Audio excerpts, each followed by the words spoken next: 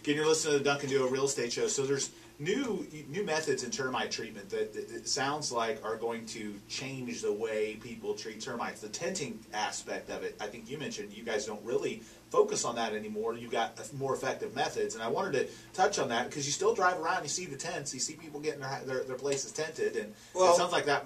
You know, there's some not technology, but some methods that are going to make that kind of go away. Well, we were talking a little bit during the break about drywood termites specifically, and those are the ones that you put the tent over the home for.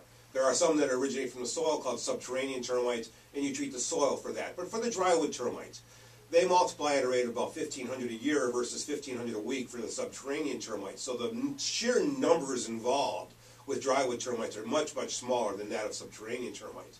When you get a tent over the home, that's because you have to tent the entire structure because you have a massive infestation of these drywood termites. However, most infestations are much, much smaller or localized, and those areas can now be treated without a tent with a new product called Termidor, which is also used for the subterranean treatment on the outside. This is a dry product that you actually inject into the wood.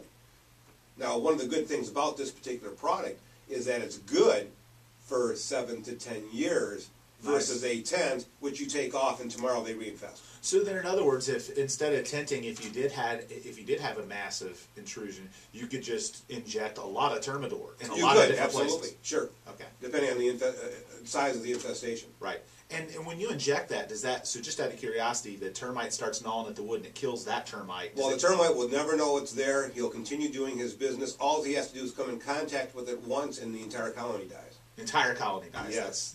So that makes it pretty easy then. You get one of them and more you're effective. Yes. And even if another one's coming near it, another colony could come by. If they cross that barrier, again, it kills that colony too. That's fantastic. So it sounds like a wonderful way to, and probably a less intrusive way, because then you're not evacuating the house. Oh yeah, much better on homeowners. They don't have to move it. You know, people, plants, and pets, if you fumigate, have to go. Right, and you got to go for a few days. A couple of days, right. This is much less intrusive and much more consumer friendly.